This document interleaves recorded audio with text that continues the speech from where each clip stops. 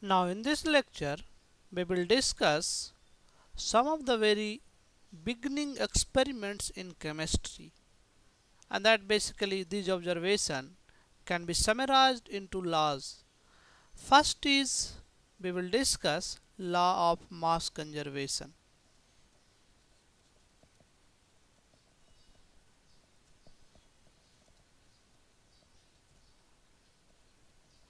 And what is this? From a large number of experiments Lavoisier found, so this law is given by Lavoisier. So from a large number of experiments Lavoisier found that in any chemical reaction, beta of reactant, so you have a reactant, in chemical reaction you have reactant and you have product. So beta of reactant is always equals to beta of product. So this is found reactant and this is equals to beta of product. And this same thing later basically called as a law of mass conservation. So what is law of mass conservation? So in any chemical reaction,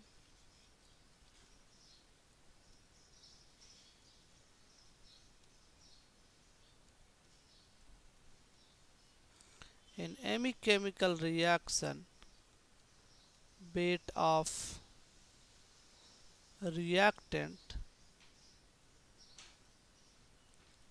and beta product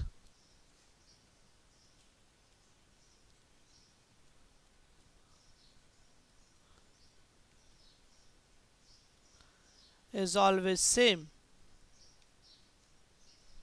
So this is always same. So if I do decomposition of SgO, that is decomposition of SgO, and this gives you Hg plus half O2. Let us say initially I have x gram of SgO and it gives you by gram of Sg and z gram of oxygen. So if I apply law of mass conservation, so according to law of mass conservation we can say x is equals to by plus z. So this is the law of mass conservation. We can have one illustration. Let us say I have NaCl and this is basically found from sodium plus chlorine. So this is found from sodium and chlorine. So I take 39.34 gram of sodium and this reacts with chlorine and the mass of chlorine required is 60.66 gram and this gives you NaCl 100 gram. So if you see this data, can you prove that this data suggests the law of mass conservation? That is, this data verify the law of mass conservation. So you find it out what is beta of reactant, that is 39.34 plus 60.66, and if you add these two numbers this comes out to be 100 gram and that is beta product. So this data basically satisfy the law of mass conservation. Now using the law of mass conservation we can also do some calculation. Let us say once again sodium reacts with chlorine, it forms NaCl. Now this time if I take 39.34 gram of sodium, but now let us say 70.66 gram of chlorine, in place of 60 I take 70.66 gram of chlorine, what will be the product we will have? So what will be the product? So answer is once again, because 39.34 gram of sodium reacts only with 60.66 gram of chlorine, so this will react with only 60.66 gram of chlorine and it will give you 100 gram of NaCl. So NaCl formed, that is again 100 gram. But now this time Cl2 will be left. So all Cl2 will not react. So in this case all Cl2 will not react. How many will be left? So only 60.66 gram will be react. So left will be 70.66 minus 60.66, that is 10 gram chlorine will be left. Now anything that is used in the reaction completely but that is not used in the reaction completely. Some is left, is called in excess. So in this case chlorine is in excess but sodium is in limiting reagent. So what is limiting reagent? Limiting reagent is the substance that is used first in the given reaction. So now we can write here limiting reagent, substance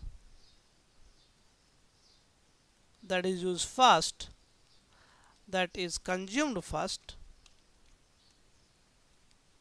that is consumed first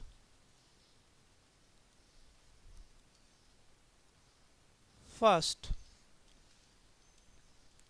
in a chemical reaction, and that is called limiting reagent. Now next thing we will discuss law of, so this is law of mass conservation. Next we will discuss law of definite proportion.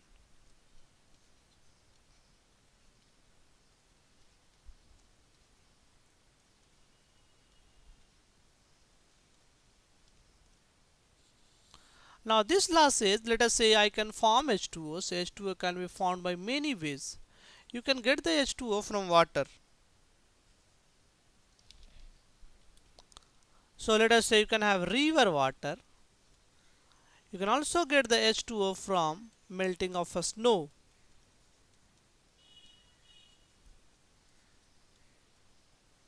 You can also get H2O, that is you can generate H2O in laboratory.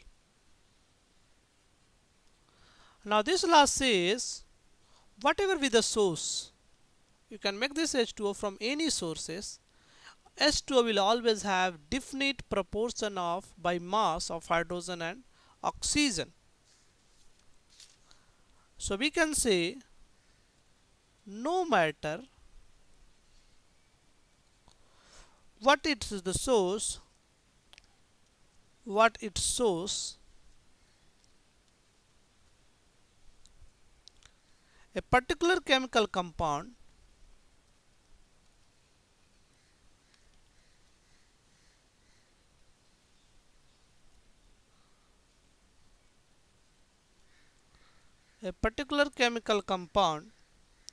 is composed of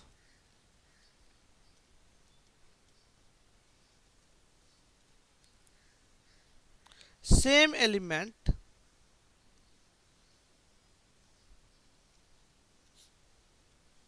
and same element in the same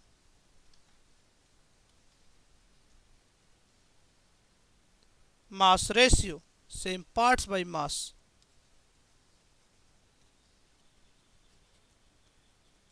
This means, let us say if I have CaCO3, it will always have same element. So whether you take CaCO3 from any source, it will always have calcium, it will have carbon, it will have oxygen. So if you have a rock that is CaCO3, it will always has these elements. Now fixed by mass, same mass. So this is another important point. Mass will also be fixed always. So if I take 100 gram of CaCO3, it will always contain 40 gram of calcium, 12 gram of carbon and 48 gram of oxygen.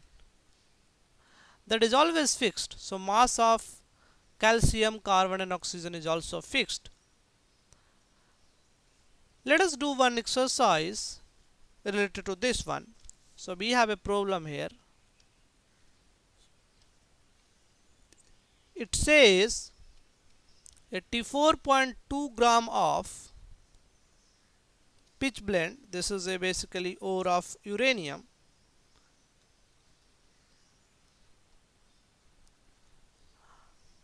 contains 71.4 gram of uranium with oxygen as the only other element.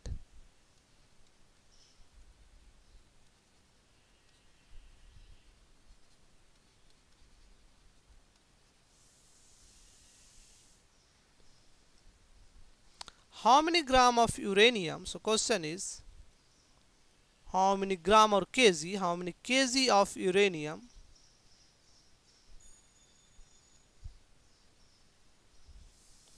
can be obtained from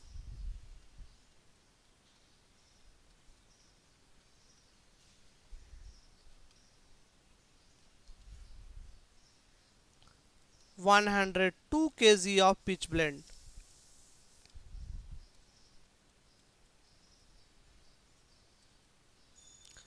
So what is the question? We have a sample of 84.2 gram of uranium pitch blende, and this contains only 71.4 gram of uranium. So pitch blende contains 74.4 gram of 71.4 gram of uranium.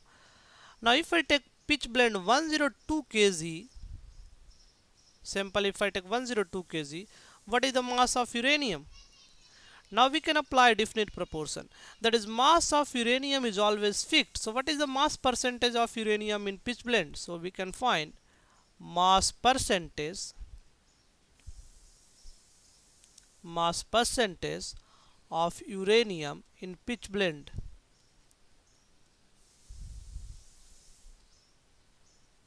And this is equals to 71.4 divided by 84.2 into 100. And this is equals to, so let us use calculator, 71.4 divided by 84.2. So this is around 84.79%. So 84.79%. Now this percentage now is fixed. So percentage of uranium is fixed. So mass percentage is fixed. That is law of definite proportion. So even if I take the big sample, that is 102 kg, this mass percentage of uranium is fixed. So mass of uranium in 102 kg of pitch blende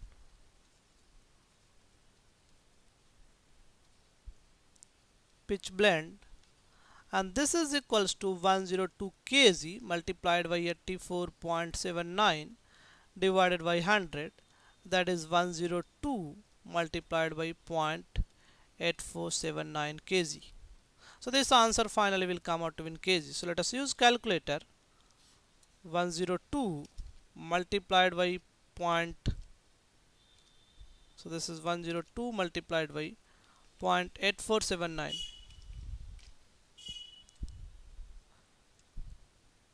So this gives you 86.48. So this is 86.48 kg. So you see what is happening. I have a microscopic sample. So I have a sample and I know the percentage. Once this percentage is calculated, I can calculate weight of uranium in a big sample. That is, I can do this percentage at laboratory scale. So this is at laboratory scale experiment. Now this is, that is mass is big, that is industry scale experiment. So this is industry. So we can go from laboratory to industry directly if the law of definite proportion is valid. So definite proportion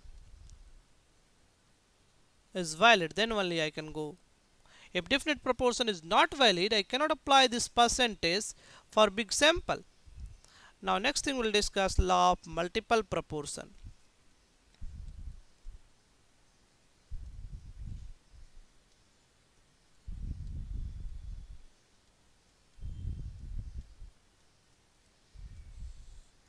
And what this law says,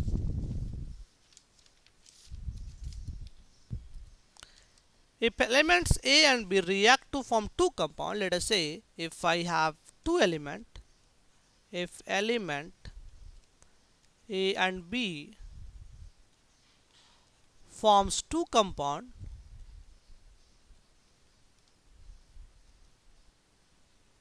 elements A and B forms two compounds, maybe more than two compounds. The different masses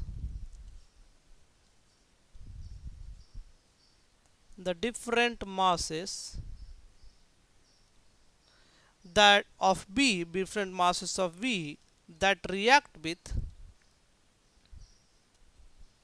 that react with fixed mass of A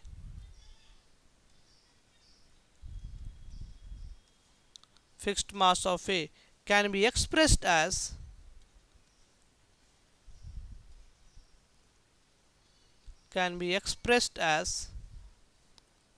ratio of a small whole number.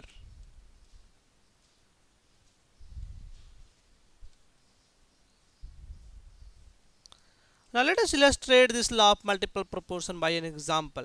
Carbon and oxygen forms two compounds, CO and CO2. Let us say I have the data carbon, so CO compound 1, that is CO, compound 2, and this is CO2. Let us say mass of carbon is given, mass of oxygen is given. So when I have carbon monoxide, if I do analysis of masses of carbon monoxide, we will have 57.1 gram of carbon, and that reacts with 42.9 gram of oxygen. In case of CO2, this is 72.7 gram, and this is 27.3 gram.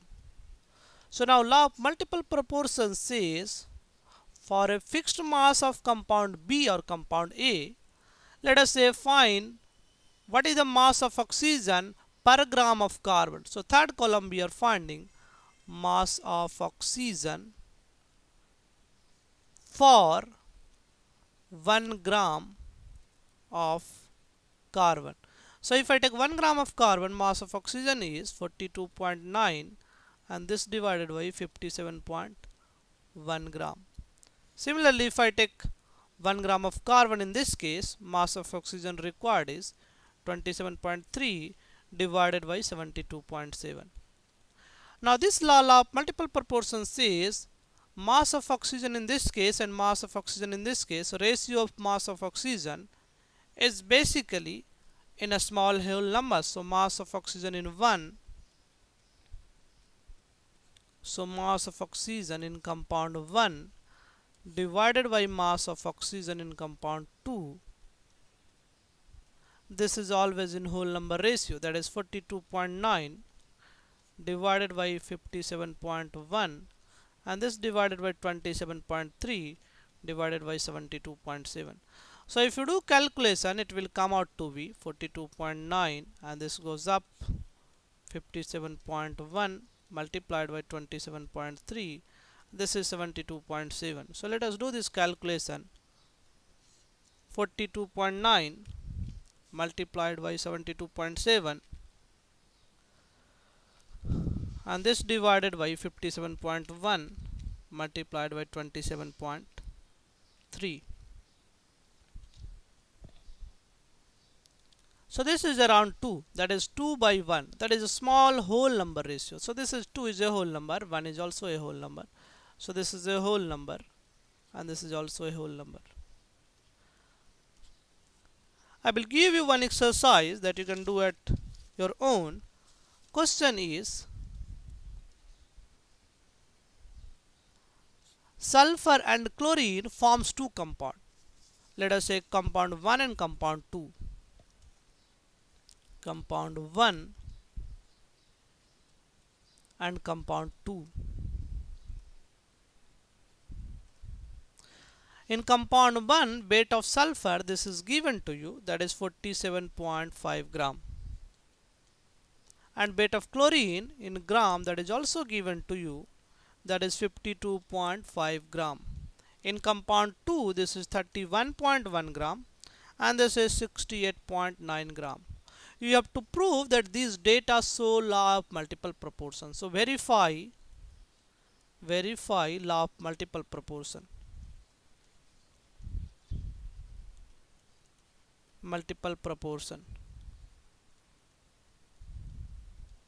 And it is easy to verify. Use the same idea. Find mass of chlorine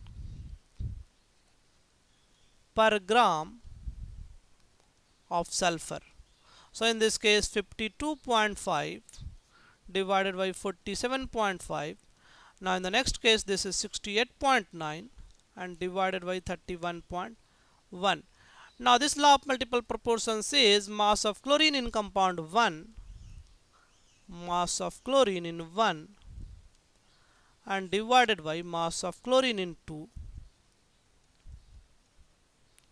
always in whole number ratio, that is 52.5 divided by 47.5 and this divided by 68.9.